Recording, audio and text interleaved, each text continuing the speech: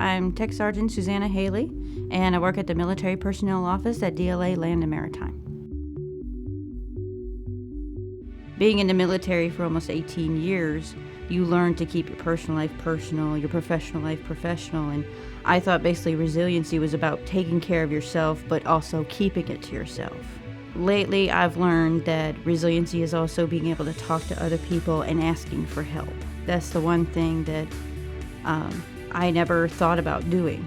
I always been this independent person, taught to be independent, even through childhood. Being in the military causes a lot of challenges, but also having a special needs son causes a lot of challenges, especially with him being high-functioning autism. The thing with autism is also a lot of times when you get a disease or disorder, they give you a pamphlet. So your child has ADHD. This is what you do. With autism, it's very different.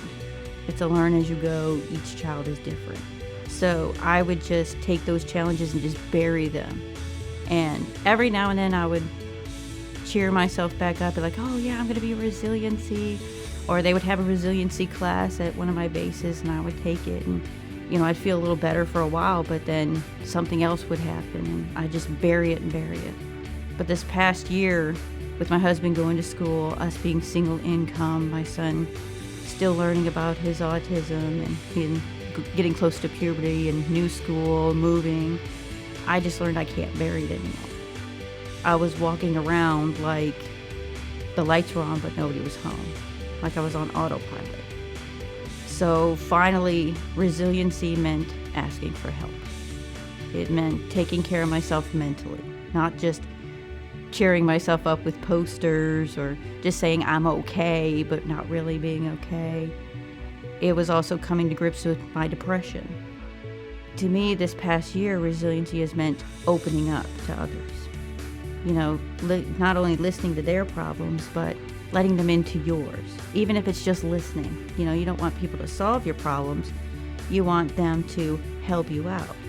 And then once you get the mental taken care of, you can start working on your physical. And then the physical helps by running. That'll help your depression.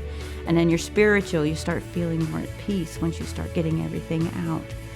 And then just everything starts to make better sense. And then you're able to handle it much better. And you're able to talk to people saying, look, I'm just having a hard time. Look, I'm just overwhelmed. As a military person, it's hard to say that. Because, we're working harder with less people, and it's hard to tell your boss that you're overwhelmed, but part of resiliency is letting people know, I'm overwhelmed, I'm going through a hard time, I need a couple of days off. This is what I need. And finally, part of taking care of yourself is saying, this is what I need.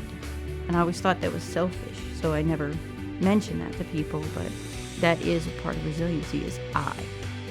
And then another thing with resiliency is I wear something around my neck every day.